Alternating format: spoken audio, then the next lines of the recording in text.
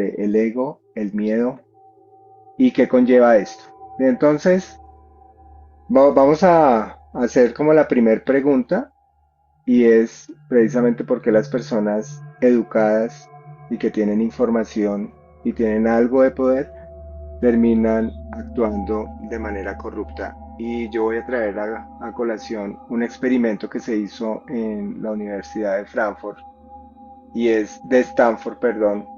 Este experimento básicamente era convocar 5 personas que iban a participar como los carceleros de una cárcel, pero todo esto era recreado, no eran actores, pero era recreado, solo iban a participar en un experimento y 5 personas que iban a ser los reos, o sea, los prisioneros.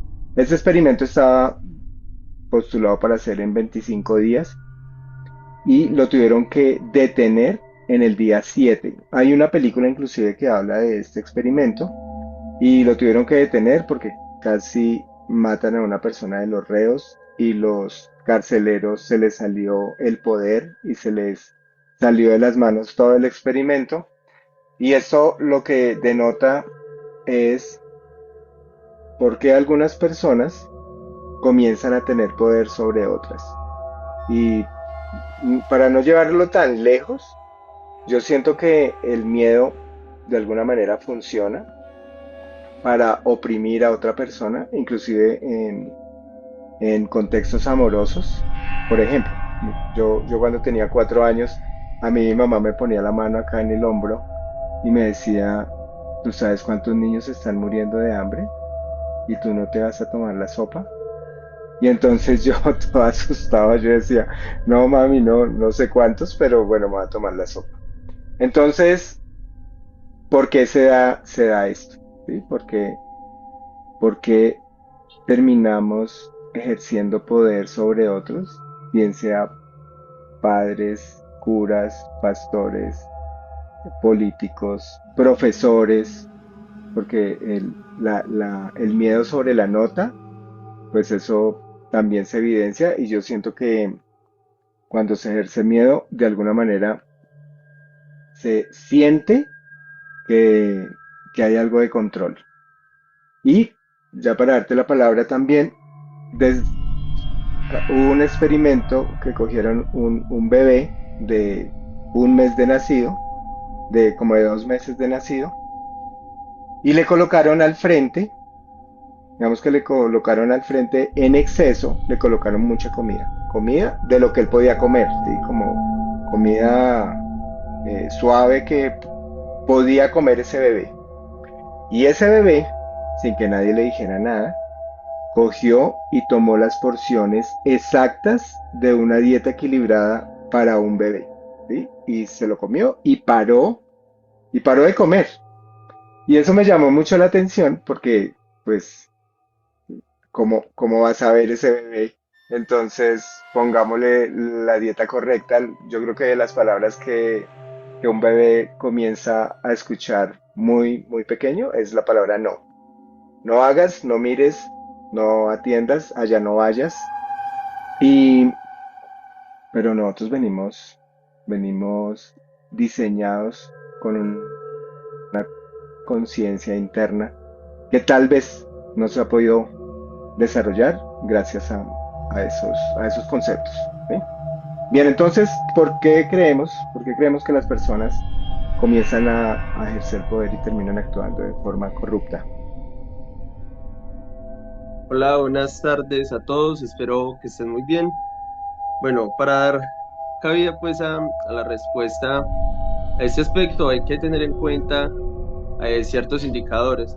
Uno de ellos es que al uno acaparar conocimiento o información, no está entrenando esa parte tuya que genera esa empatía o esa conexión con las demás personas.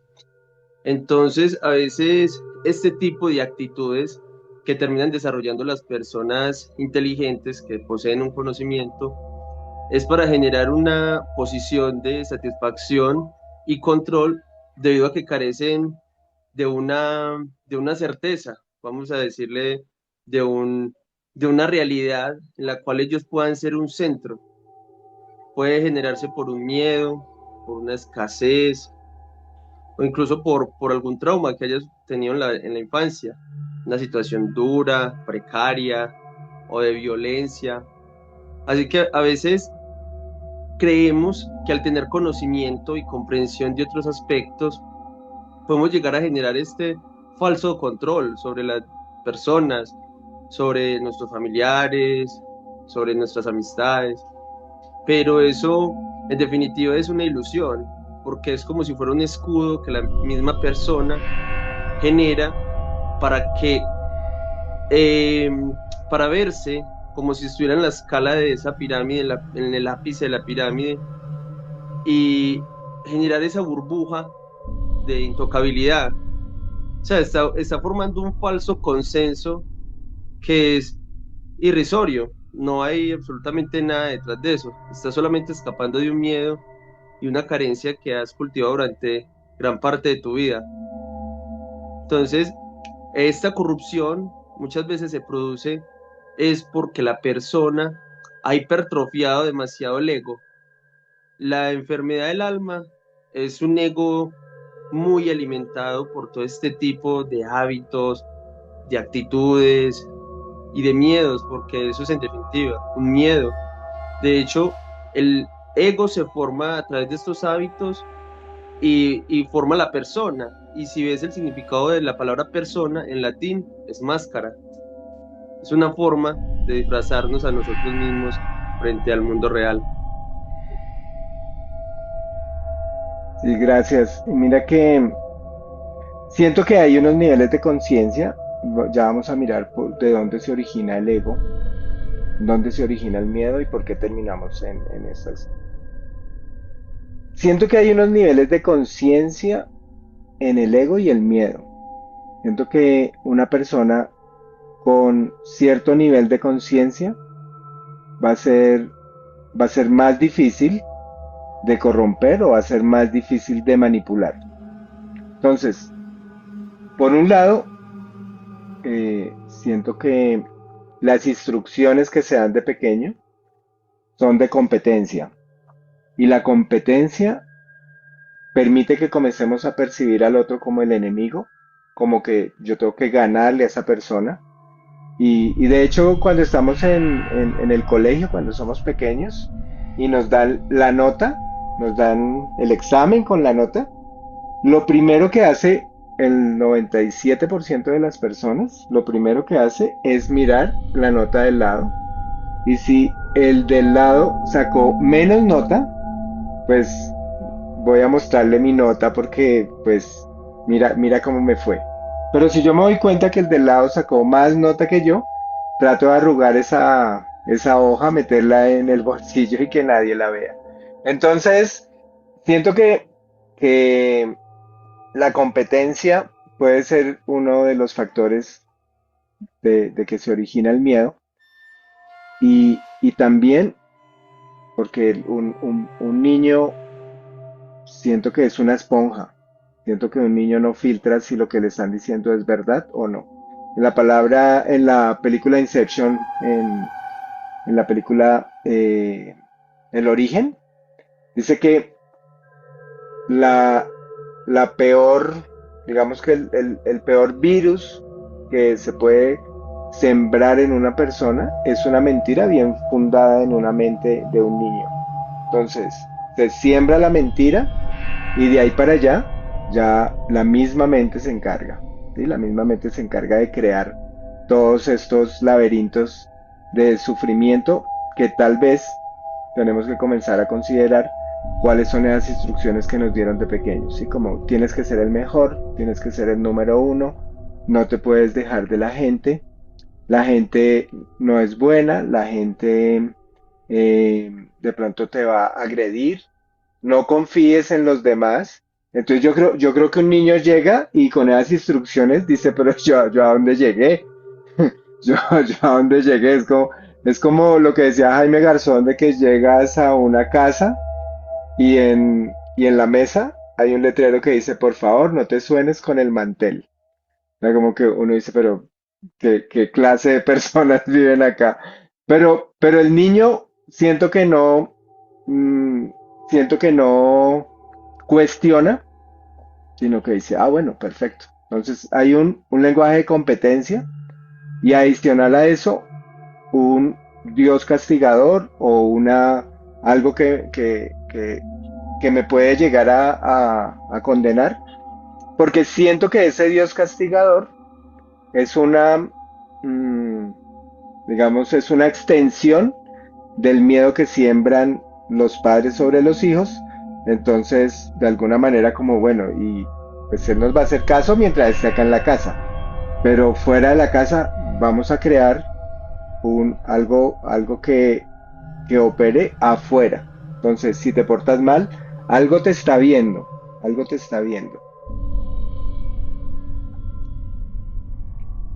Sí, mira, y lo que subyace a este punto es, en definitiva, ese sistema educativo tradicional, porque si pone a las personas de forma competitiva desde los primeros años de educación, empiezan a infundir estas ideas de que si tú ganas, si tú ganas suma, si pierdes resta. Entonces la persona empieza a desarrollar esa actitud competitiva, pero pierde esa empatía. O sea, es más por el bien personal que por el bien común. Y ese es uno de los puntos que genera esa infección y la alimentación de ese ego que posteriormente va a ser un gran impedimento en su desarrollo personal en la vida. Ahora, tomando referencia a los puntos de conciencia, de los niveles, uno debe tener a veces un guía o por lo menos tener un punto de referencia que te enfoque a desarrollar esos aspectos que no se tratan en los colegios. Una conexión mental, una conexión emocional, una conexión espiritual, porque como tú mismo le decías anteriormente, siempre estamos sesgados por una idea de que hay algo superior que nos va a castigar, pero nosotros no tenemos un punto de base ni ético ni moral en esos años, o más bien las personas, eh, si tomamos el punto de vista desde allí, para poder afrontar eso desconocido, o sea, qué nos juzga, qué es lo que nos va a castigar, por qué nos va a castigar, son preguntas que la gente no se hace. Ellos lo hacen como una respuesta automática porque es el modo de educación que han recibido. Ellos no son conscientes porque no conocen más allá del umbral de su capacidad de entendimiento.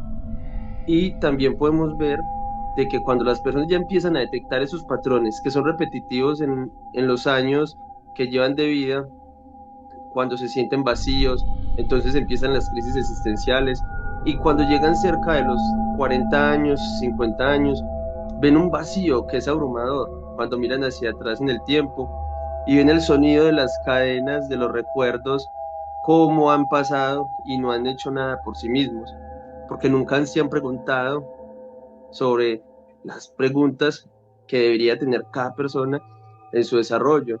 ¿Por qué actúo de esta forma? ¿Por qué pienso de esta forma? Por mis padres, por mí, por mi educación.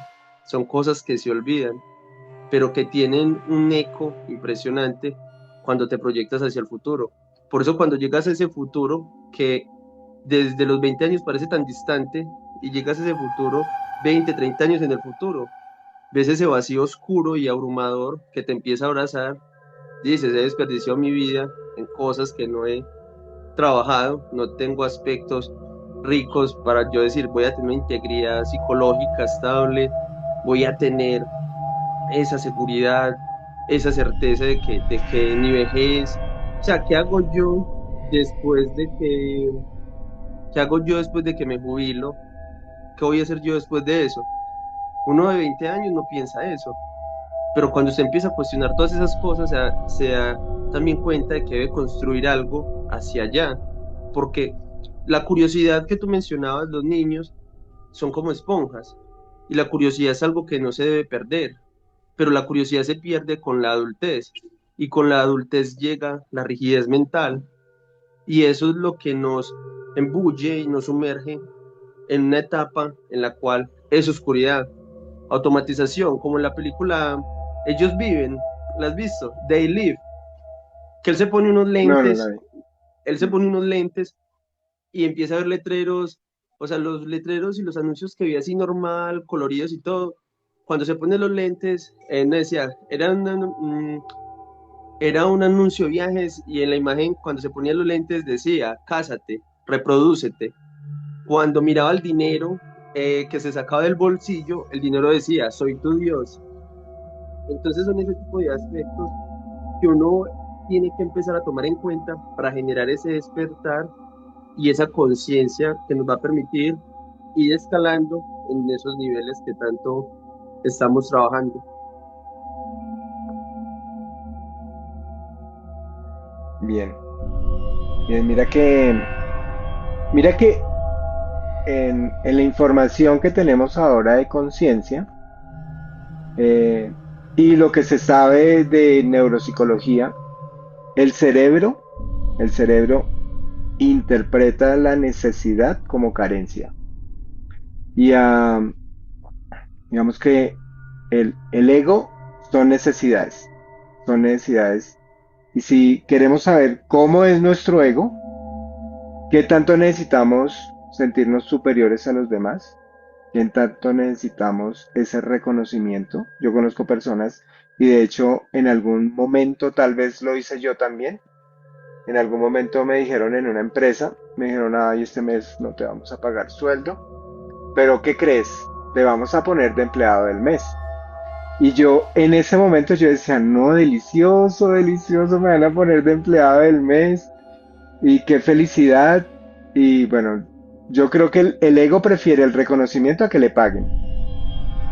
¿Qué tanto necesito tener control?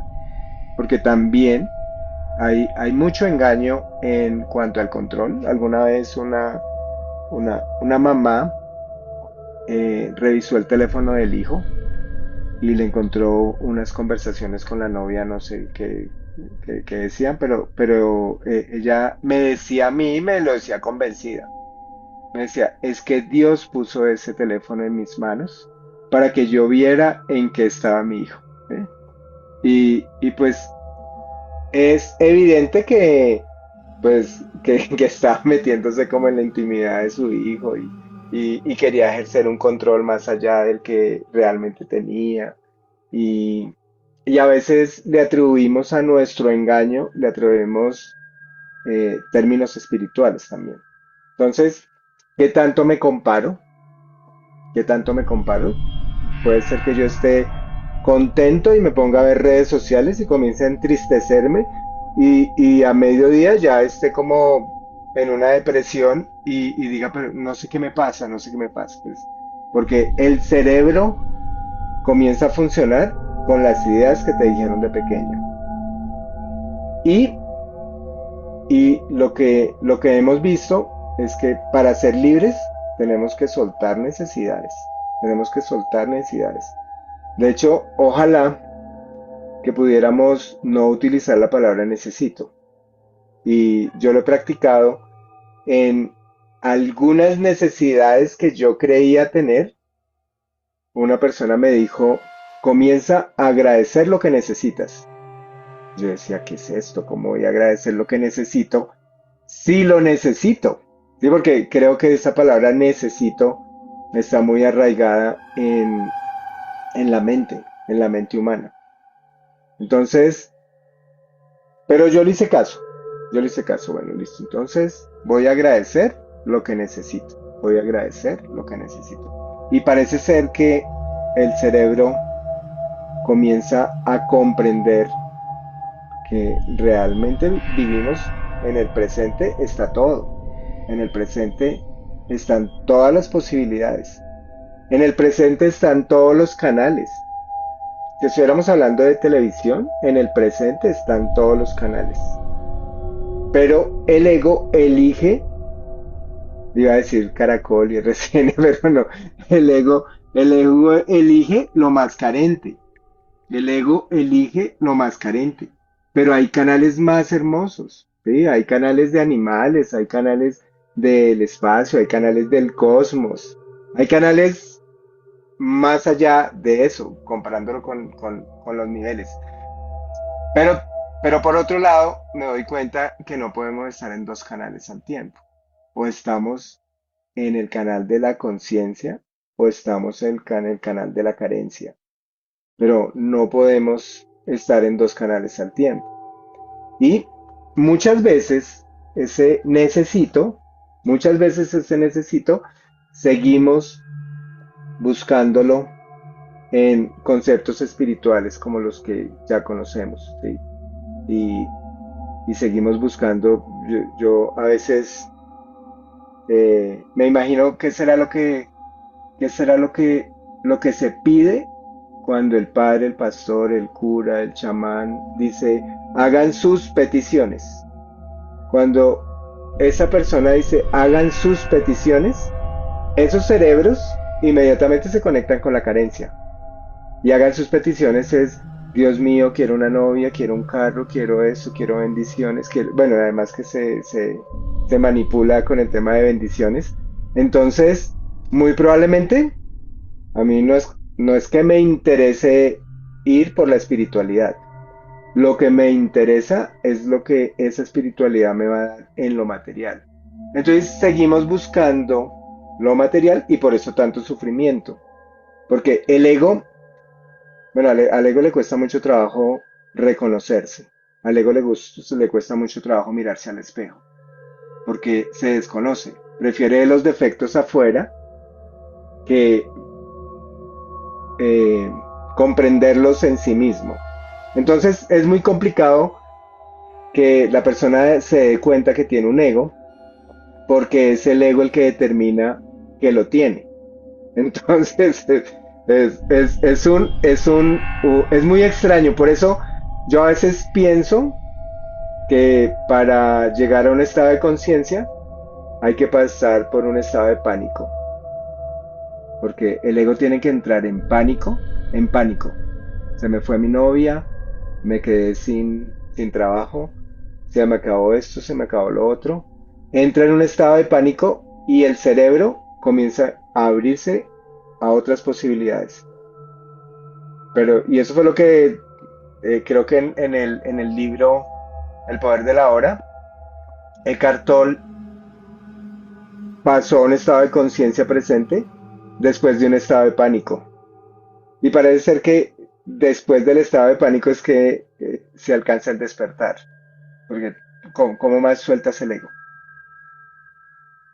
Vale. Es que ver uno, cuando uno ve detenidamente este tipo de reacciones que tiene el ego y cómo se producen, por lo general siempre demuestran los mismos indicios. O sea, el pánico, cuando tú miras al ego directamente, con una observación plena, el ego se va a ver intimidado, se va a ver al descubierto, se va a ver desarmado.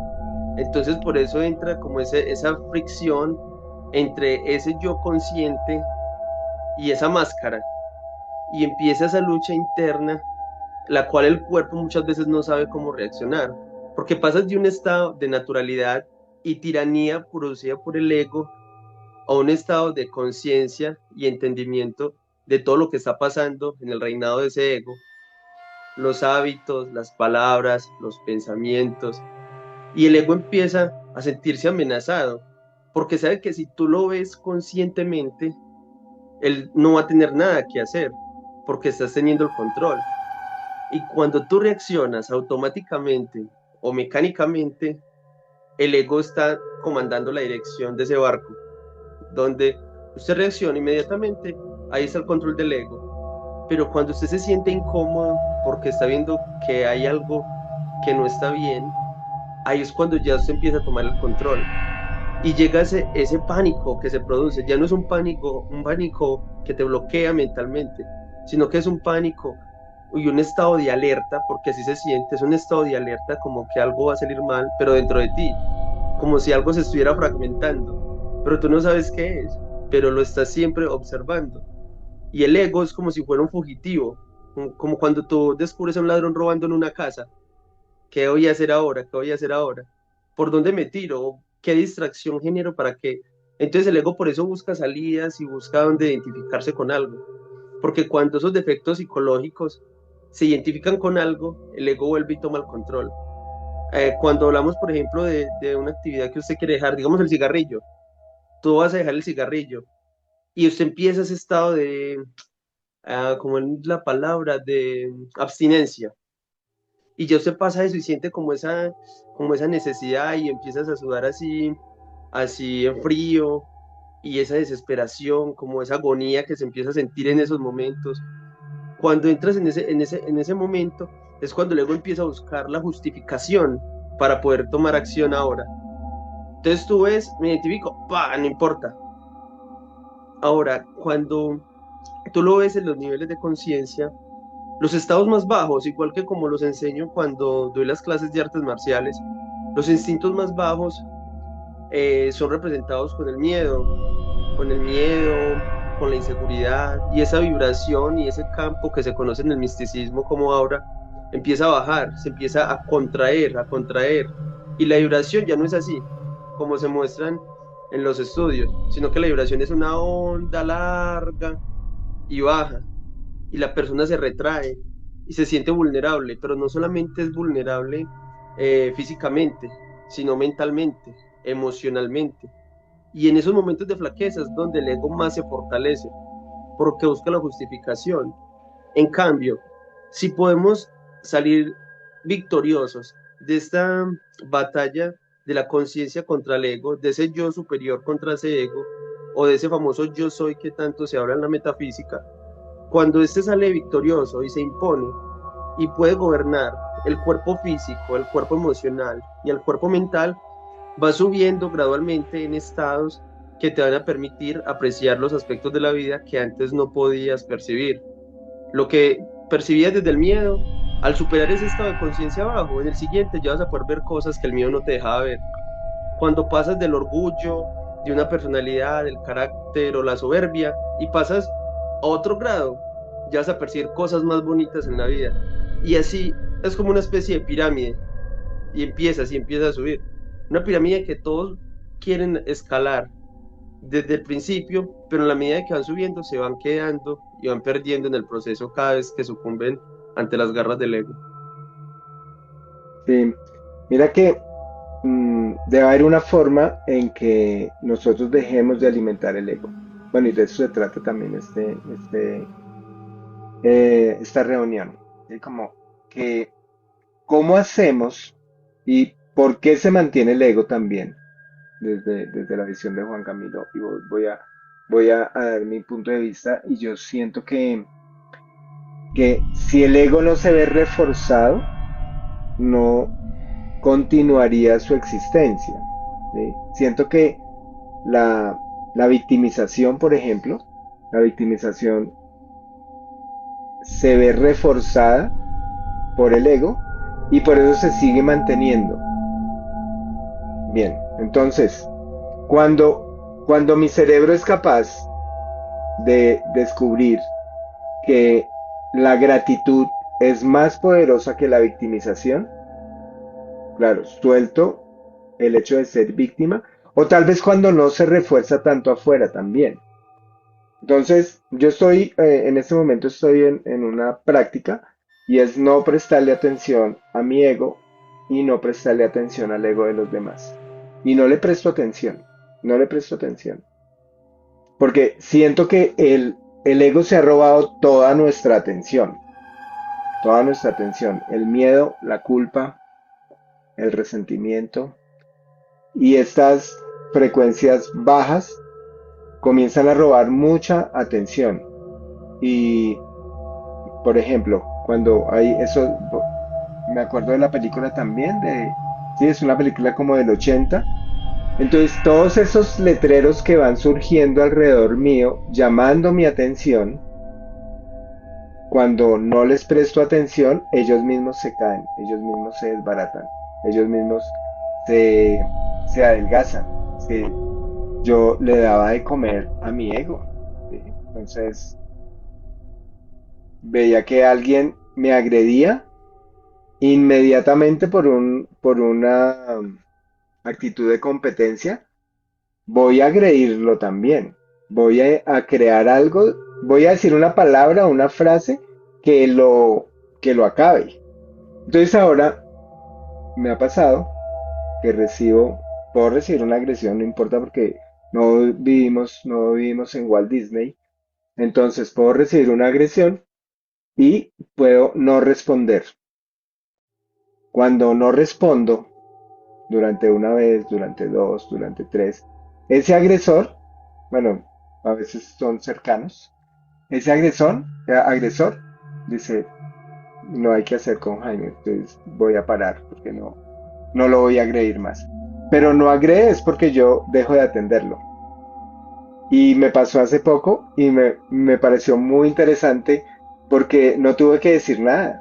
No tuve que decir, oye, respétame, oye, valórame, oye, quiéreme, oye, sí, no tengo que decir nada de eso, sino simplemente con no prestar atención, el ego se desestructura y como que baja esa agresión, porque hasta la agresión tiene que ser reforzada para que se siga manteniendo.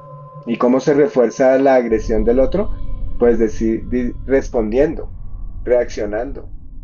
Más será usted, más no sé qué, y eso se refuerza. Pero cuando, claro, no estoy diciendo que vayamos a exponernos con, con egos muy alimentados y que vayamos a hacer ese experimento allá, no. Digamos que hay personas que no necesitamos estar ahí cerca para saber que son maltratadores y pues nos podemos quitar, pero quitarnos también es una opción, porque yo siento que sobre todo eso de la víctima y el victimario, yo siento que la víctima necesita al victimario y el victimario necesita a la víctima. Y no hay nada más peligroso que una víctima con la justificación de maltratar. Yo en ese caso, pues yo a veces prefiero a Caperucita y no al lobo feroz. Porque el lobo feroz ya dice uno, ah, es el lobo, sí, es el lobo. Pero Caperucita yo no sé con qué va a salir. Entonces a veces la víctima que se vuelve victimaria, pues tiene toda la justificación de maltratar. Sí, bien, dice el dicho, para pelear se necesitan dos, pero igualmente, sí, como venías diciendo, la víctima se cree ya con el derecho de poder maltratar y eso es mucho más peligroso. O sea, ahí sí como decía la Biblia, el que mata por la espada muere por la espada y alimentar ese ego a veces cuando es muy finito, o sea, cuando tiene filo, es algo que es apabullante. Hay personas que tienen un ego muy grande y destructivo.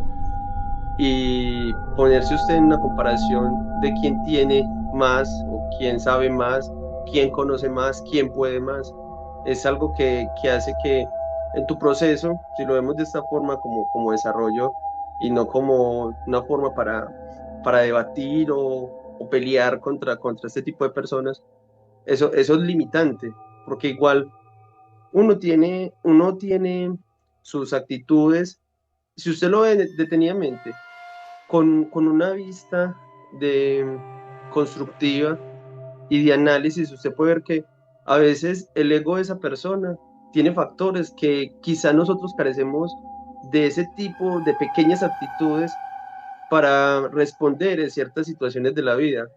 Eso viéndolo con una visión más constructiva, de aporte. ¿Qué me puede aportar esa persona con ese ego tan grande? ¿Por qué me cruzo yo con personas que tienen este tipo de actitudes? Son celosas, son tóxicas, prepotentes, orgullosas.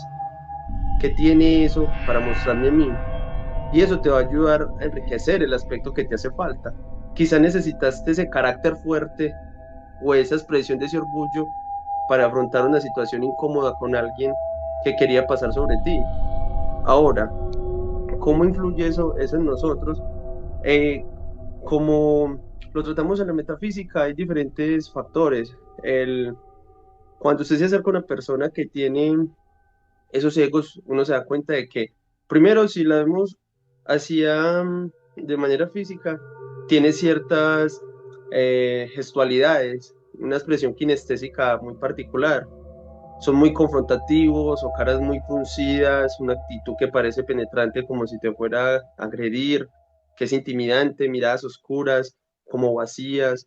También podemos ver que en ciertos casos las atmósferas se ponen un poco más densas, se siente un calor extraño y, y cuando nosotros empezamos a ir más profundo en esos aspectos y analizar y llegamos a temas más oscuros que a veces la gente no toca, pero es bueno darle un poco de luz y arrojar allí un poco de entendimiento.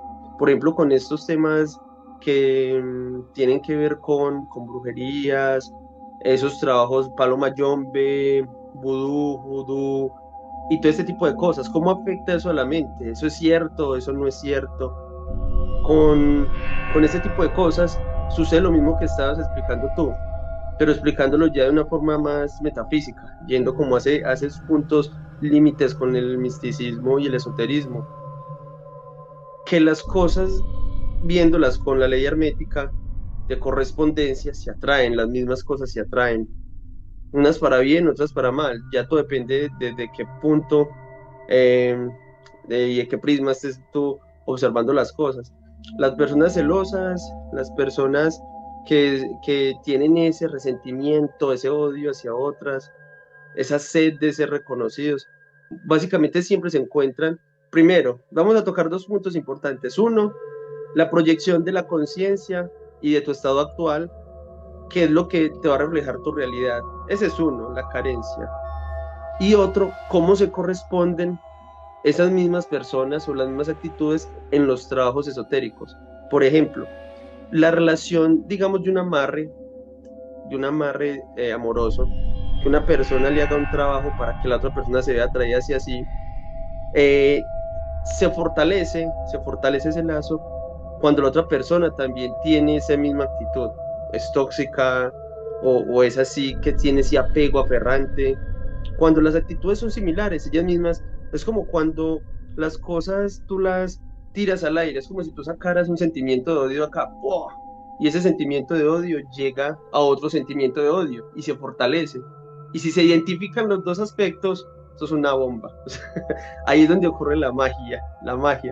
Pero indagando pues en el tema de cómo la conciencia se proyecta a eso, es siempre desde el estado donde hace las cosas, desde la gratitud, desde el amor, desde la compasión, porque una cosa es ser compasivo y otra cosa es ser considerado. O sea, siempre cuando las cosas van por un bien común, por algo que va para ti, esas cosas siempre enriquecen y satisfacen al hombre.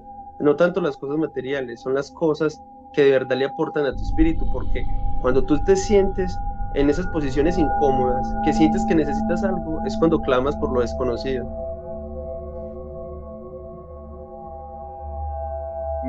Bien, entonces vamos hilando ahí cómo desde el ego se adoctrina el miedo y cómo terminamos también en la corrupción. ¿Sí? ¿Por qué terminamos en la corrupción? Y yo siento que ese ego con esas instrucciones tan precarias de carencia, de siempre está en la necesidad, siempre está buscando hacia afuera, siempre está necesitando algo del otro, se pierde el interés común, se pierde el yo quiero beneficiar al otro porque nadie tiene. Entonces, si nadie tiene, yo necesito lo que tiene el otro.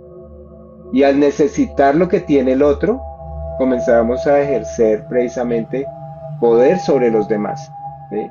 Necesito el amor de afuera, necesito las cosas de afuera, necesito manipular.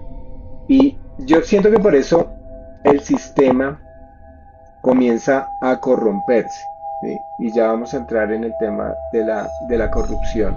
Porque muchas personas inician y pueden iniciar emprendimientos súper bonitos, pueden iniciar emprendimientos altruistas, pueden iniciar cosas, yo recuerdo ah, a Sadhguru o recuerdo a Deepak Chopra. Yo recuerdo a Deepak Chopra que dio una conferencia sobre la alquimia y yo dije, no, ese señor, qué, qué, qué bonito todo eso que tiene, ¿sí? Como ese espíritu. Y hace poquito le escuché una conferencia de Deepak Chopra y ya estaba en otro lado, en el lado oscuro de la vida. Y está enredado por allá con ese tema de Epstein. Yo, yo dije, ¿por qué se corrompen las cosas? ¿Sí? Hace poco, acá en Colombia, unos políticos creo que robaron a unos niños, el tema ese del internet de los niños, y fue mucho dinero, 70.000 millones de pesos.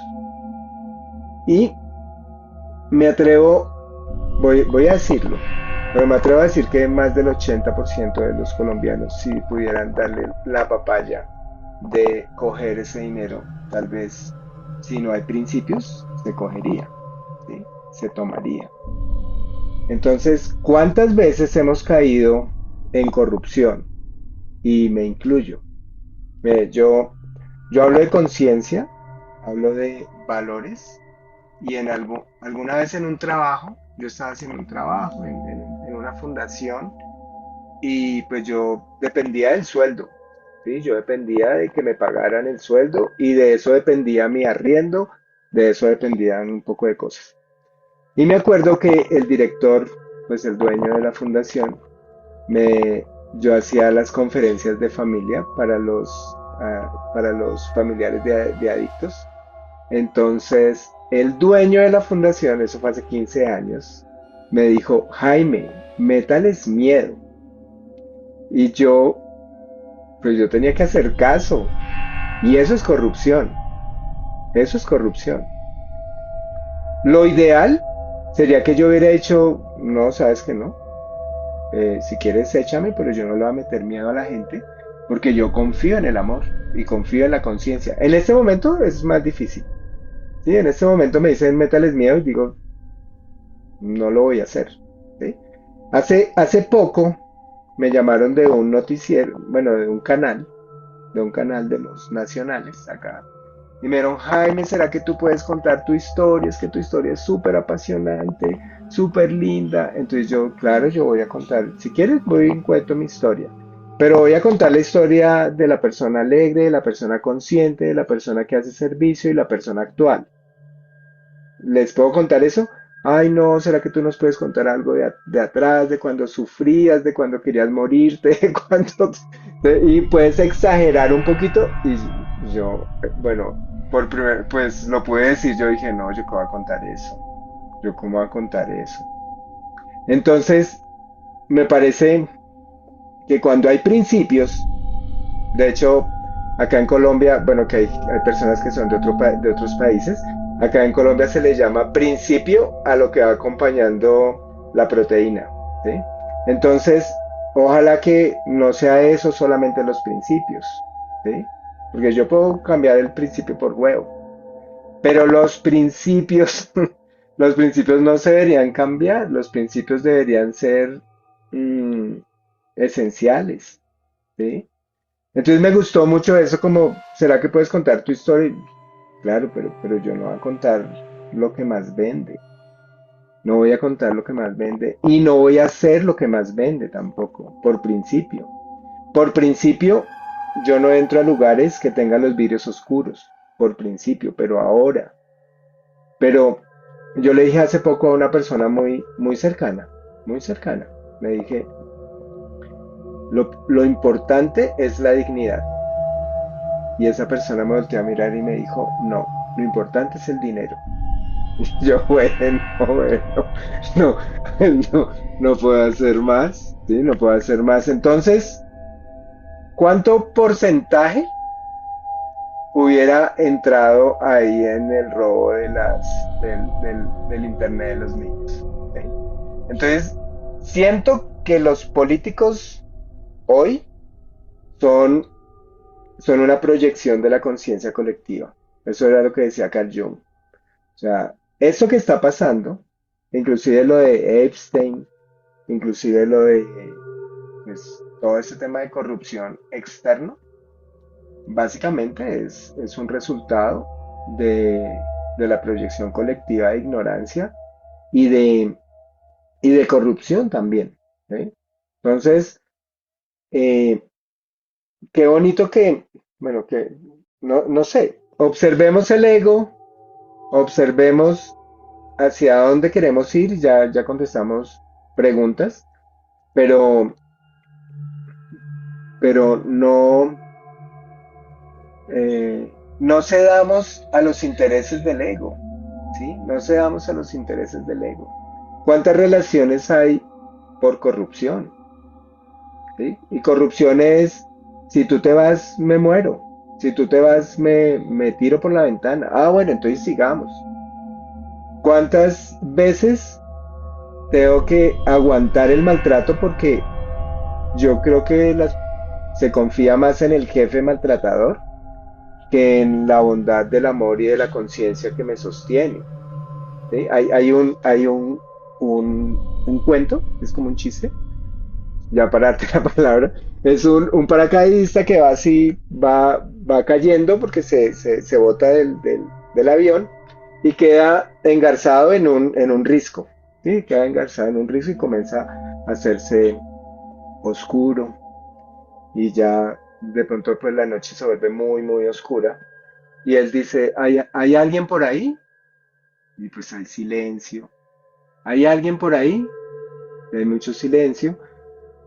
Y dice la historia, porque es una historia, entonces dice, no, y se abrieron los cielos y Dios se compadeció de aquel hombre y dijo, soy yo, tu Dios, suéltate.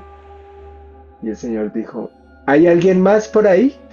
Porque siento, siento que en lo más eterno, en el Dios verdadero, yo siento que casi no se confía. Y siento que yo le he dado la mano a muchos creyentes y está muy sudorosa. Y esa sudoración viene de la ansiedad. O sea que no hay confianza, no nos abandonamos realmente en Dios. Vamos a cultos a seguir pidiendo control, a seguir pidiendo, eh, a seguir pidiendo que, que no, que no haya más maltrato. ¿Sí? Hace poco una persona decía, ¿quién es más espiritual? El que se sube a un avión con su escapulario, su camándula, diciendo por favor que ese avión no se caiga, por favor, Dios mío, que no se caiga, o, o la persona que se sube, escucha música y se duerme ahí en el avión. ¿Quién es más espiritual? Entonces a veces pensamos que la espiritualidad tiene que venir con miedo, tiene que venir con culpa y tiene que venir con esas necesidades. Sí, y mira que para complementar tu reflexión, también uno debe tener en cuenta que, o sea, la corrupción es el peso que paga la conciencia por arrodillarse ante el poder. Y además, mira que no hay imperio en la historia que haya caído sin antes haber corrompido y quebrantado el espíritu de quienes sostienen esos gobiernos y esos imperios. Una vez esa corrupción está dentro de ese tipo de instituciones o dentro de la persona misma, porque a veces, como lo decía Jung, esa corrupción surge también viendo de quienes están arriba. Entonces uno dice, esta gente llega arriba al poder, nos roba y salen impunes en la mayoría de los casos, y entonces muchos políticos toman de ejemplo como esa resiliencia, como yo sí no haría lo mismo, pero cuando llegan allá y ven también esa posibilidad, el chantaje, cuando los corrompen poderes y redes de organizaciones narcotraficantes u oscuras o empresariales o multinacionales, ahí sí ya quedan en shock porque están entre la espada y la pared. O sea, es vivir siempre bajo una constante amenaza de sabotaje en su gobierno y también es doblegarse ante ellos. O sigo haciendo lo que ellos hacen y me beneficio yo y vivo el resto de mi vida con plata. Y en esa presunta tranquilidad que todo mundo mantiene luego de que sale de esos puestos, Eh, pero mira que también se puede ver que el pueblo empieza a generar ese resentimiento social, y empiezan a generar este tipo de personajes que llegan allá y se radicalizan, pero eso es otra manifestación del ego, la radicalización en aspectos eh, políticos, de donaciones, segregación racial, homofobia, xenofobia. No solamente es como lo económico, sino que al corromper usted ese tipo de conciencia colectiva, todo el país y ese asentamiento donde está ese grupo de personas va a sentir esos efectos de toda esa influencia. Por ejemplo, cuando tú estás viendo este aspecto de una forma más metafísica, te das cuenta de que si uno lo ve desde un lado karmático, místico, te das cuenta de que las personas o las almas siempre encarnan en puestos, en hogares, en países, en regiones particulares, donde deben aprender siempre de algo. Y por eso nacen en ese tipo de lugares con esas condiciones específicas, sean precarias o sean situaciones más cómodas que te posibiliten ese aprendizaje. Y cuando lo ves, ese tipo de personas siempre se prestan al servicio. O sea, la verdadera iluminación llega cuando tú vas, enfrentas el problema y das algo que le aporte a la sociedad, algo que la haga crecer, que la haga salir de esa oscuridad que es producida por esa misma ignorancia, porque solo hacemos y repetimos lo que ellos hacen, como decías al inicio de la charla. La víctima opta y se siente con el derecho de hacer lo que ya le hicieron. Entonces, si ellos lo hicieron, ¿por qué yo no? Ese es el punto. Y el otro punto de la corrupción, digamos, a nivel espiritual o a nivel psicológico, cuando la persona llega a este punto de corrupción, entran todo ese tipo de influencias negativas a ti. Y eso ocurre con las alergias psicológicas, cuando empiezas a repetir patrones, cuando te juntas con una persona grosera y constantemente estás con esa persona, ves que en algún momento empiezas a ceder, pero no porque tú quieras, es porque te estás contaminando de ese tipo de personas. O sea, el entorno influye sobre ti también. Y eso es lo que hace, tomando ese margen y ese contexto más completo, abordándolo todo, que la persona se vea corrompida, no solo psicológica, espiritualmente, sino que también en cualquier ámbito de la vida. Una vez corrompido, eso significa que no hay base sólida. Eres básicamente un borrego, el cual se puede controlar fácilmente con la tiranía de un ego que se alimenta día a día de tus malas actitudes, pensamientos y palabras e intenciones. Yo siento que es un personaje que se complementa a través de la autoobservación, que, que no somos tan felices cuando buscamos el interés personal. Cuando buscamos el interés personal nos llenamos de dolores inclusive físicos. Entonces, para darle también como un aliciente a todas las personas, no estamos condenados a vivir con un ego. Y, y de hecho, pues yo también vengo de la misma ignorancia del ego porque no nacimos con instrucciones de ayuda al otro, favorece al otro. Lo único que yo he visto personas que cooperan con los demás. Una vez lo vi en una competencia de niños especiales, de niños con síndrome de Down, y estaban corriendo y de pronto se cayó un niño y el que iba adelante no le importó llegar de primeras, volteó a mirar, vio que su amiguito se había caído, se devolvió, lo alzó y llegaron los dos de último. Y toda la gente se paró a aplaudirlos. Yo creo que ellos no les importó y a esto les llamamos retraso mental. Pienso que pues están en cuanto a espiritualidad, están mucho más avanzados. Entonces, no es un tema de sentirnos mal, sino es un tema de observarnos y no es un tema de el interés personal, sino de realmente observar cuál es la satisfacción del ser. porque a mí me han dado vueltas de más cuando he estado en este tema de conciencia. Y la primera vez que yo recibí unas vueltas de más, ya estando con información de conciencia, eh, pues comenzó el autoengaño como, ¿será que esto me lo mandó Dios? ¿Será que el universo quiere que yo coja estas vueltas de más? ¿Será que es porque... y vino todo ese dilema, no sé cuánto duré, 3, 4 minutos, cuando llegué, señora, mira, me diste de más. Y ahí sentí descanso. Y no es un tema moral, es algo que ya está en nosotros. Hay una conciencia que eh, no se puede engañar. Hay una conciencia que no se puede engañar. Y no importa si nadie me ve, yo me veo, ¿sí? Voy a decir algo que le dije a un paciente y eso fue como muy, no sé, muy disruptivo, creo. Él tenía problemas con la pornografía. Entonces yo le dije, bueno, vas a hacer una cosa. Y era muy creyente además, pero yo le dije, vas a hacer una cosa. Vas a invitar a Dios a mirar pornografía contigo. Y vas a abrir las cortinas cada vez que lo hagas. Y me dice, no, Jaime, ¿usted cómo me fue a decir eso? Ahora no puedo. Ahora cada vez que lo voy a hacer siento que Dios está ahí conmigo. Y fue maravilloso porque ya no estamos solos, ya no estamos solos.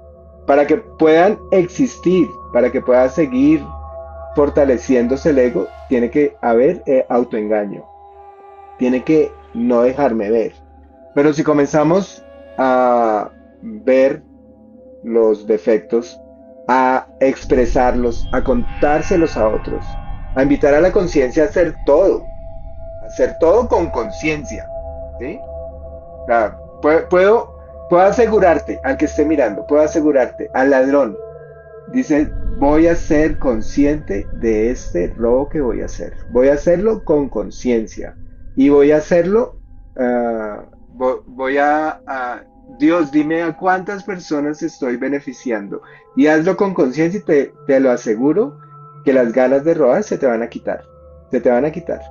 O fuma cigarrillo. Puedes fumar cigarrillo y dices, voy, Dios, ilumíname acá en este cigarrillo que me estoy fumando, acompáñame a fumarme esto, a meterme este humo por los pulmones, dame conciencia cada vez que este cigarrillo entre en mi cuerpo y te lo aseguro que se te quitan las ganas porque la conciencia puede observar el autoengaño, no le tiene miedo al autoengaño y el autoengaño simplemente se va a retirar porque se siente intimidado. El ego le tiene miedo a la conciencia. El ego le tiene miedo a la conciencia.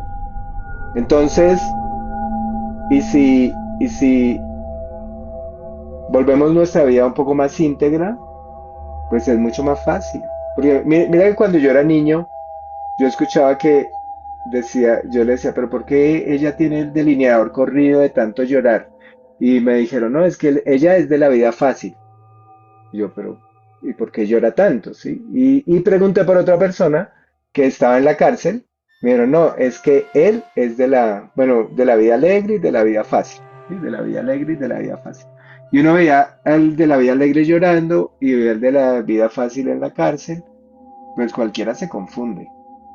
Y yo siento que es más fácil ser íntegro, es más fácil ser consciente, es más fácil ser honesto, es más fácil ser fiel. Es mucho más difícil estar borrando chat de la amante en el baño que ser fiel. Ser fiel es mucho más fácil. Pero nos han engañado tanto, que nos han hecho creer que lo importante es beneficiarnos de los demás. Si el político, si el político supiera que el servicio, conociera el servicio y descubriera el servicio, se volvería más abundante y no tendría que robar. No tendría que robar a nadie. Porque diría, no, esto de la abundancia está buenísimo. O sea, hasta por egoísmo lo deberían hacer, porque es mucho más conveniente. El, el servicio es más conveniente que el egoísmo. Y suena raro, pero es mucho más conveniente, es mucho más fácil. Bien, ahora, ¿cómo qué conclusiones nos llevamos? Ah, bueno, quiero hacerte las preguntas que dijeron acá y entonces Juan Camilo nos va a ayudar como a- a responder.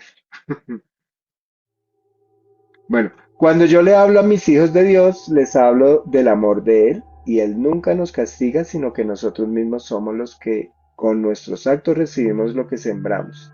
Y aún así insisten en criticar a Dios, no entiendo ahora lo que quieren los jóvenes. ¿Sí? Dice ahí. Bueno, A ver, dale. eso me hizo acordar de una frase que escuché ahorita leyendo un libro y decía un profeta árabe, decía en relación con la mujer y la conciencia. Entonces decía, es como cuando tienes una mujer, si tú la maltratas, va a ser el diablo, pero si tú la corriges, va a ser tu ángel.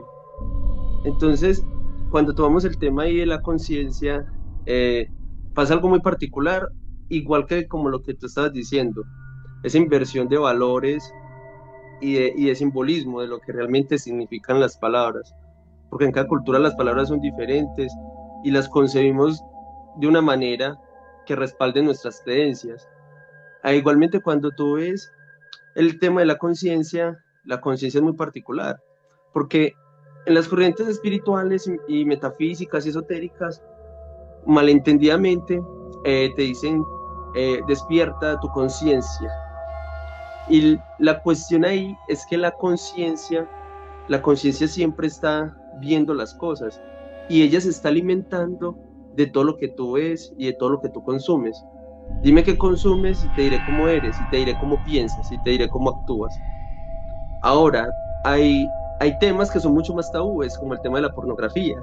Claro, porque es algo que se hace en privado, es algo que se hace en privado, igual que cuando se tiene intimidad con una persona, sea una prostituta o la pareja, la esposa. Es un tema que la gente guarda con un poco más de recelo. Pero cuando tú te pones a analizar el tema de la conciencia, llegas al punto, cuando tú lo analizas así con detenimiento, ¿no? Dice, uno siempre es consciente de las cosas, pero lo que no tiene es conocimiento sobre las cosas, no tiene entendimiento. Cuando tú empiezas a absorber conocimiento y empiezas a experimentar la vida, ves factores que te llevan a reconocer cosas que tú dices, uy, esto siempre estuvo ahí, pero yo no lo pude ver porque no tenías los ojos para verlo. Básicamente no tenías la experiencia y el entendimiento para ver eso. Pero ¿qué sí tenías? Tenías un nivel o un estado en el cual no tenías comprensión porque no habías experimentado esa experiencia. Entonces, cuando nosotros mismos somos tiranos y juzgamos el proceso, uno dice, hombre, siempre tuve conciencia, pero no tenía este conocimiento para ayudar a entender más allá de lo que yo veía en ese punto. Cuando hablas de las personas ahorita, de los de la vida fácil, uno dice, eso no es vida fácil, es una vida de precariedad, es una vida de necesidad, de obligación, pero como hay personas que dicen, bueno, ellos no lo dicen, pero se sienten así. A ver, yo puedo proceder a hacer esto y chambeo, como le dicen muchos, y trabajo y lo doy duro. Dice, bueno, pero las personas que no tienen esa voluntad y esa disposición para proceder, ¿qué hacen? Uno cree que con la forma de pensar que uno tiene, todo el mundo va a pensar, pero no todo el mundo piensa como uno. No dice, esta persona no piensa como yo, no ha tenido mi educación, no ha tenido mi experiencia, ni mi formación académica para tomar decisiones de esa misma forma. Incluso a veces ves personas que en esta indigencia tienen decisiones más sabias que una persona con formación académica avanzada. Entonces mira que la experiencia de la vida y de las decisiones es lo que hace que esa conciencia vaya tomando un rumbo. Entonces se trata no de despertarla, sino de depurar las cosas que hay dentro de nosotros para que ese vidrio empañado, ese ojo que tanto muestran las corrientes, ese tercer ojo, hacerle así con un trapo para que la conciencia pueda ver con claridad todo lo que está detrás de esa proyección. Bien. Acá hay otra pregunta que dice, ¿de qué forma el ego afecta afecta la toma de decisiones importantes? Sí, yo que siento que la respuesta que le damos cuando tenemos miedo no es una respuesta, sino es una reacción. Y siento que eh, cuando tomamos medidas apresuradas o cuando tomamos medidas por miedo, esas decisiones las está tomando el ego. Esas decisiones no las está tomando el ser. Y inicialmente siento que la vida nos expone. Yo ya no digo en mis oraciones, antes yo decía en mis oraciones, Dios mío, protégeme, socórreme, cuídame, líbrame, ya no lo digo así. Ya digo, Dios, exponme a lo que tenga yo que hacer. Muéstrame y dame sabiduría y dame fuerza y dame valor, sí. Pero ese de protégeme no. No, porque entonces no voy a aprender. Y yo me acuerdo cuando de esa misma clínica que me dijeron, Jaime, el contrato se te acaba el viernes y era un miércoles y yo no sabía qué hacer y me abrieron esas puertas y hoy digo que fue lo mejor que me pudo haber pasado. Entonces, ¿de qué forma el ego afecta las decisiones? Cuando, cuando, cuando reaccionamos ante el miedo, cuando reaccionamos ante la culpa, cuando tomo una decisión y mi interior está en paz, es porque tomé la decisión desde la conciencia o porque la conciencia está dirigiendo mi pensamiento. Bien, y acá hay una para Camilo. Dice, tengo una amiga que le hacen brujería hace muchos años, tiene pesadillas terribles y ve cosas espantosas. Ella es una persona muy noble y buena. Tiene una fundación de ayuda a enfermos. Eso que hablaste me interesa para poder darle luz a ella. Bueno, es muy interesante acá la pregunta, pero me gustaría hacer un pequeño inciso antes de abordarla, para complementar lo que acabas de decir de la reacción. Sí, la conciencia cuando está plena y observa, tiene la capacidad de observar con las preguntas adecuadas, se pone en una posición proactiva, o sea, anticipa la reacción del ego y ahí se complementa con lo que tú decías. El ego es reactivo, él solo responde a estímulos directos de una forma automática. Entonces, cuando la conciencia puede observar esos patrones, inmediatamente cuando va a reaccionar, ella ya se ha anticipado a eso y ya puede tomar una solución o un camino diferente. Entonces, es muy interesante ver esa posición de la conciencia como factor proactivo y el ego como reactivo. Ahora, para abordar la pregunta, es muy interesante porque eso demuestra una contaminación y ya he visto y me han contado muchos casos iguales, me han hablado de ellos y un caso muy similar al que escribió la chica, me lo proporcionó un compañero de trabajo hace años, muy similar, era evangélico. Y mira, ¿por qué tienen pesadillas? Porque básicamente han vulnerado el campo psíquico de la persona. El campo psíquico de la persona se vulnera muy fácilmente cuando se tiene una foto o material orgánico, puede ser un cabello, saliva o fluidos corporales. Eso puede vulnerarse muy fácil, o con una imagen. Es un aspecto que no es tan explorado en la mayoría de los casos, porque muchos hablan de cosas paranormales, muchos hablan de estos sucesos, pero cuando ya tú vas a profundidad en el conocimiento, por eso nosotros le llamamos ocultismo, no porque sean cosas malas, sino porque se estudia lo oculto, lo que está velado. Y cuando tú llegas a profundidades de entendimiento, en algunos casos, porque no siempre se pueden explicar los procesos y las influencias, uno, como te digo, en este tipo de trabajos se genera la contaminación psíquica de una persona familiar, de una persona cercana que proporciona una foto, una prenda, algo, y con eso se hace esa conexión con la persona, porque aunque uno no crea, lo que le pertenece a uno vibra de la misma forma que uno. ¿Por qué? Porque cuando tú compraste una camisa, cuando tú tienes un objeto muy personal, eso es algo que se irradia de ti, tiene algo de ti. Y cada que impregnas de ti, cada elemento, eso va generando esa vibración. Por eso, cuando tú llevas a este tipo de campo metafísico y esotérico, en el esoterismo muchas veces no se explica esto, pero así como los colores tienen una vibración, las cosas que son afines a uno también la tienen. El hecho de tú conectar y sentirte cómodo con una persona genera ese tipo de comodidad. Entonces, qué chévere esta persona, se le siente una vibra muy agradable, siento que conecto. Claro, es por ese tipo de vibración. Cuando las personas tienen esa vibración que conectan y en el ambiente se siente, generan esa conexión que tú no entiendes, pero está ahí. En unos campos esotéricos se les llama éter. Cuando se entra en esa conexión con alguna prenda, se genera una contaminación psíquica y por eso se producen las pesadillas.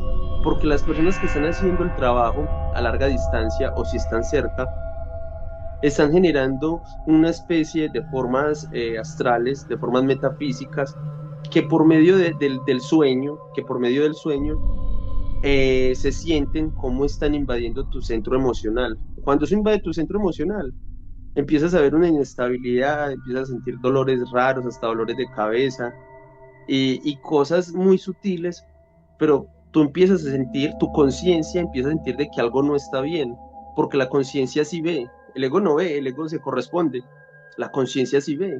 Cuando la conciencia se siente amenazada, como invadida, como si alguien doblegara su voluntad o estuviera entrando a un templo sin permiso, como si estuviera entrando al templo de tu mente sin permiso, es que se generan esas cosas, monstruosidades, simbolismos, espectros metafísicos que son unas formas erráticas, que no tienen algo consistente y son horribles. ¿Por qué le pasa esto a estas personas? Es que no necesariamente es porque la persona lo proyecte o se corresponda, no. Hay gente que tiene demasiada influencia en este tipo de campos. La mayoría son estafadores, porque para que tú vayas con una verdadera persona que tiene esa influencia, es una persona que tiene una voluntad que es muy magnética, como le diríamos. Ahora, un procedimiento, digamos, para este tipo de procesos que a veces son muy complejos, porque a veces la persona tiene ideas fijas. Cuando se consolida el miedo de la parafernalia con tu creencia, eso es fatal, porque es como si tú fueras donde un santero, si tú fueras donde un brujo para que te corresponda esa brujería, él te va a meter más miedo. Te va a decir, sí, esto es tanto. Bueno, te va a cobrar 500.000 pesos y consígueme estos materiales por aparte. Y tú lo haces y vas donde el santero que supuestamente te va a curar y él te infunde más miedo, obvio, para que tú compres el servicio. Entonces, cuando tú llegas donde este tipo de personajes, ellos consolidan la idea. Si tú tenías una duda de que te estaban haciendo brujería, ellos te la consolidan y le ponen más cosas sobre la mesa. Es que ese es el problema. Cuando usted no le presta atención, como tú decías ahora, Jaime, cuando tú no le prestas la atención a la contaminación, ahí no hay nada. De hecho, empieza a ser como cuando algo se repele. Cuando el mosquito llega a esa luz eléctrica y toca y así mismo, así mismo.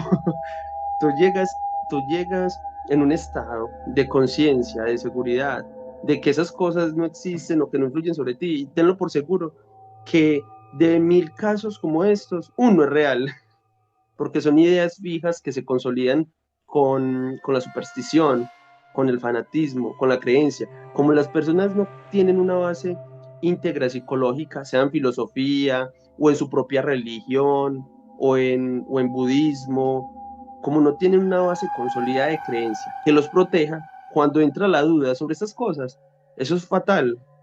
Eso es fatal porque te rompe mentalmente y te siembra en una incertidumbre de la cual no va a tener una salida. Y ahí es donde tú dices, la fe que utilizan no es tan fuerte, porque si tu fe fuera fuerte y fuera inquebrantable, esas cosas no te estarían pasando. Ahí es donde la gente busca de Dios, pero buscar qué de Dios, así como el chiste que contaste ahorita, soy Dios, no hay nada, no hay alguien más. Sí, Gracias. Mira que, bueno, está saliendo muy largo el video, pero, pero muy agradecido. Yo creo que en la siguiente sesión mm, vamos a hacer más preguntas también. Nosotros con Juan Camilo hemos integrado el conocimiento y hemos descubierto, pues Camilo tiene muchísima información porque él es profesor de karate y tiene conceptos metafísicos muy, muy interesantes. Y yo desde la psicología clínica, que yo ya me salí también de los parámetros de la clínica. Yo tengo el libro del DSM-4, que es el DSM-5, que es el libro de diagnóstico de trastornos clínicos. Lo tengo para trancar la puerta, porque no creo en los trastornos.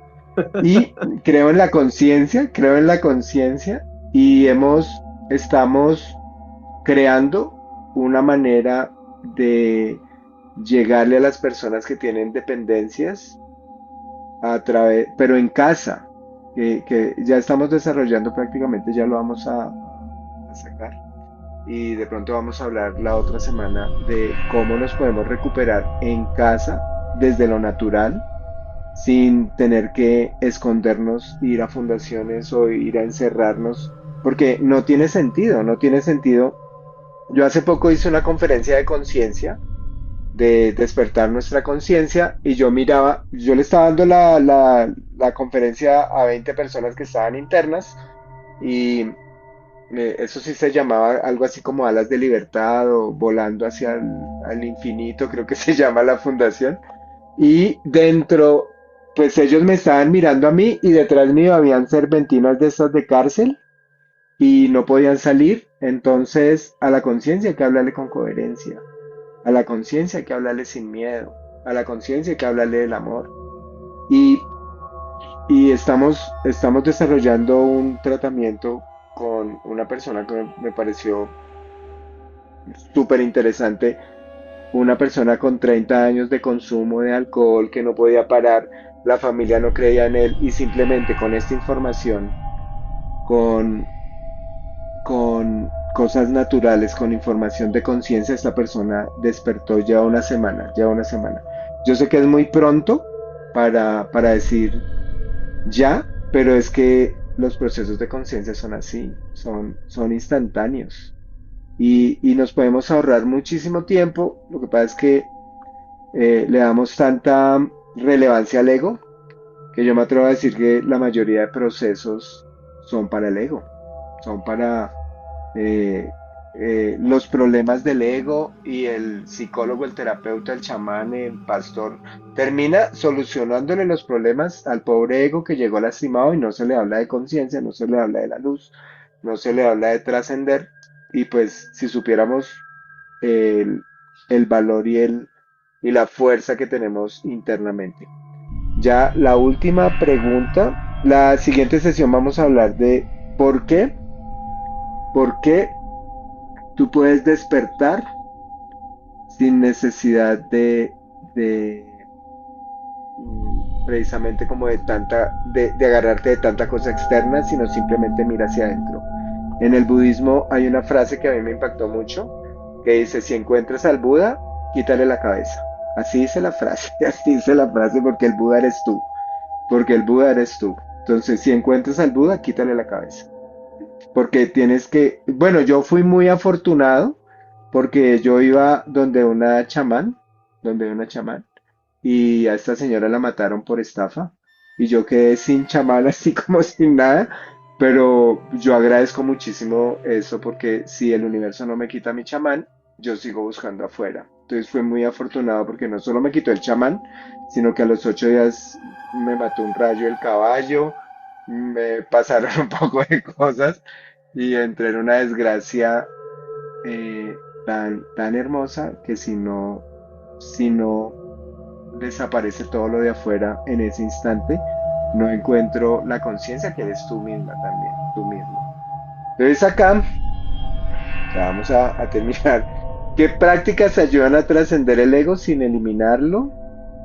¿Qué prácticas ayudan a trascender el ego? Yo voy a decir rápidamente, vamos a decir ahí, como yo siento que la autoobservación, siento que dejar de alimentarlo, y hay una práctica que prácticamente extingue el ego, que es la gratitud constante. Agradece todos los días, agradece tres cosas todos los días, agradece lo que no tienes, agradece la vida, agradece, agradece. ¿Sí? Entonces, la gratitud elimina el ego. Sí, y mira, para también tratar ese tema, eh, primero hay que hacer las preguntas también adecuadas en el momento adecuado.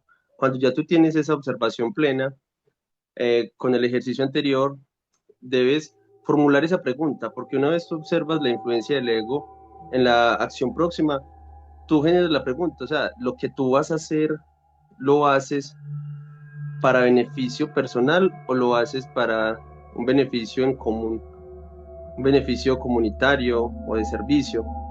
Cuando tú observas cada acción y cada decisión que tomas, con lo que vas a aprender, con lo que vas a hacer, con lo que sea, y te haces la pregunta, ahí estás observando al ego directamente a la cara y tienes la decisión, o lo complaces o actúas como tu verdadero ser se manifiesta. Bien, mira que acá hay otra pregunta, dice, ¿qué opinas de la chica que quiere la eutanasia porque tiene problemas mentales, depresión, angustia? Voy a decir algo así rápido, no sabía ni cómo contestar, pero siento que el ego siempre quiere morir, el ego quiere morir, el ego, el sueño del ego es el suicidio, porque no se soporta, no se soporta. Y siento que hablarle de conciencia o simplemente acompañar a la persona desde la conciencia, desde la aceptación infinita, desde el amor infinito, mm, puede ser que la misma persona que quiere matarse descubra que la esencia es vida. Y, y podemos descubrir, como me pasó a mí, descubrir que la muerte no existe, descubrir que la muerte es un concepto y que estamos, no es un cuerpo que tiene un espíritu, sino es un espíritu que tiene un cuerpo. O sea, el espíritu trasciende todo, trasciende todo. Y si vamos desde el amor, no hay, no hay por qué angustiarnos. Sí, exactamente. Y mira que el ego debe tomarse y verse no para erradicarse, sino como un servidor de la conciencia, porque el ego es una herramienta muy útil cuando se sabe llevar y se sabe tratar.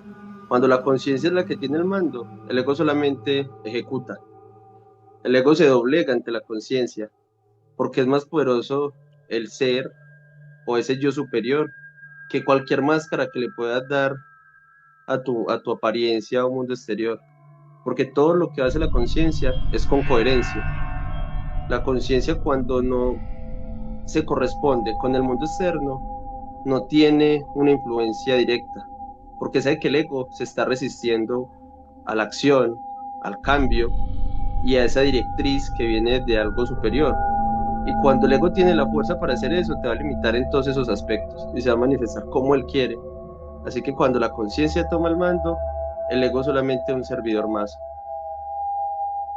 Y mira que hay esencias que ya no tienen tanto autoengaño, hay esencias que ya no necesitan tanto el ego, pero dentro de cada ego hay una esencia, dentro de cada ego hay conciencia, dentro de el más arrogante, el más, hay una esencia divina.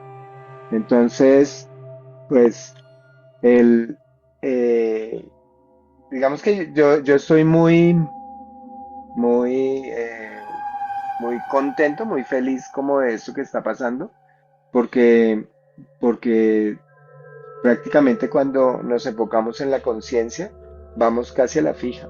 ¿Sí? Entonces, muchos tratamientos son lo que decía Freud. Freud decía que los tratamientos de psicología es un ego contra el ego del terapeuta. Y eso no funciona porque no llegamos a ninguna conclusión. Entonces es hacerle ver la conciencia que siempre ha existido dentro de la persona y ya, y la conciencia es capaz de trascenderlo. Entonces, eso es lo que estamos proponiendo y la siguiente sesión vamos a hablar de por qué nos podemos iluminar en casa. No tenemos que raparnos, no tenemos que ir al Tíbet, no tenemos que hacer grandes cosas, no tenemos que dejarnos rastas, no tenemos, sí, nos podemos iluminar lavando la loza, pero pues no lo desconocíamos. Bueno, muchísimas gracias, gracias, gracias. Ha sido un poquito larga, pero muchísimas gracias. La siguiente sesión van a haber muchísimas preguntas. Gracias, Juan Camilo, de verdad, por estar acá, por permitirnos compartir estos espacios. Yo siento que nos conocemos de muchas vidas. Y gracias. Un abrazo gigante a todos. Dale, Jaime, a ti también, muchísimas gracias. Muy agradable compartir con todos. Hasta luego. Chao, chao, gracias.